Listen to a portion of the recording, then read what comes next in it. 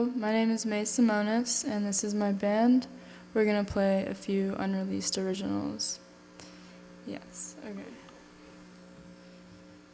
1, 2, 3, 4, 5. 私のことからかっていいよ。好きになったら忘れるから私の So I started playing music when I was 4 years old, and I took lessons for like 7 years. And then when I was like 10 or 11, I didn't really want to play piano anymore because like the songs we were playing, I just like wasn't really liking it. I didn't like having to practice every day and all of that. And so I wanted to play guitar instead, like rock guitar. And like what inspired me to play guitar was actually like, I don't know if you've seen the movie Back to the Future. And like the scene where Marty plays Johnny Be Good by Chuck Berry. I like saw that and I was like, that's so cool, I want to be able to do that. And so I switched to playing guitar around then. But like I think I just realized by the time I was like a junior or senior in high school, I was like, there's nothing else that I'm interested in. Like I don't really have any other options at this point, or like nothing that I would want to do. When I came to Berkeley, I wrote my song H-Floss, which is like the first song that I put out everywhere, and that's also the first song I wrote in Japanese, and the first song that I kind of like was incorporating like jazz influences. I never would have on my own decided to write a string arrangement or put a string arrangement on my song. It was actually because of my friend Noah Leong, who like recorded and mixed my first song H-Floss, and he just like randomly was like, oh, I'm just gonna like, I have an idea, I'm gonna put some strings on this track, and I was like, oh, okay, like I never thought of that before, but you should try it, it could be cool. And then it ended up being like so amazing, and since then I've just always wanted to have strings on my music.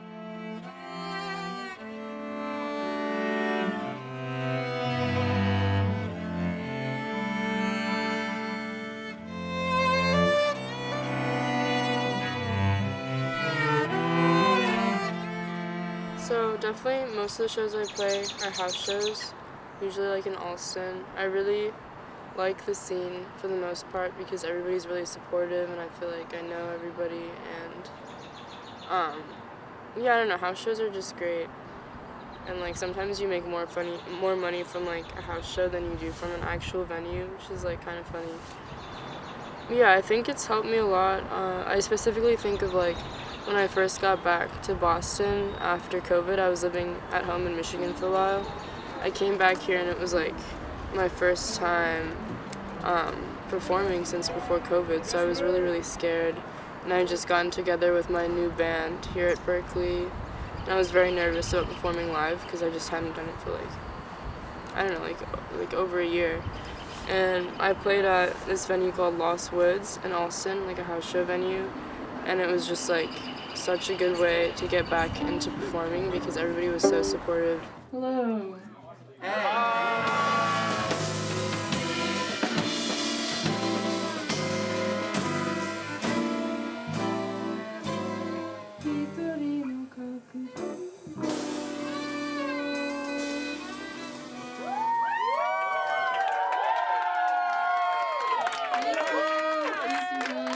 I think when I write in Japanese, I am not as conscious of like, oh, does this sound poetic? Does this sound like beautiful? Or, like, does this rhyme or like stuff like that? Because I'm like, I don't know, most of my listeners aren't gonna understand what I'm saying anyways.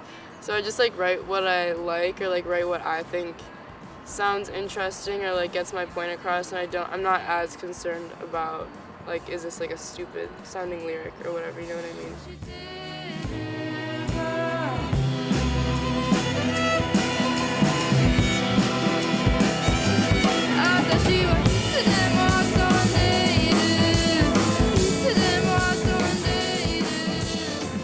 But it's interesting though, like it depends on the song. Like sometimes I'll be trying to write a song in English and then I'm like, wow, this is just really not working. And so then if I try to write the lyrics in Japanese, like it'll just work better that way, and like vice versa.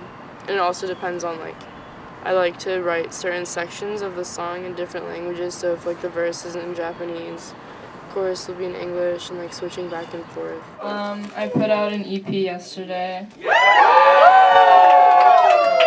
and we're gonna play it and play a few other songs, and yeah. I feel like all the parts for this EP were cohesive because we've been playing the songs for a while, and then going into the studio and recording them. I think it just like translated really well, and it's like exactly what I would want it to sound like. So I'm really excited about that, and I've been working with Green Line Records at Northeastern.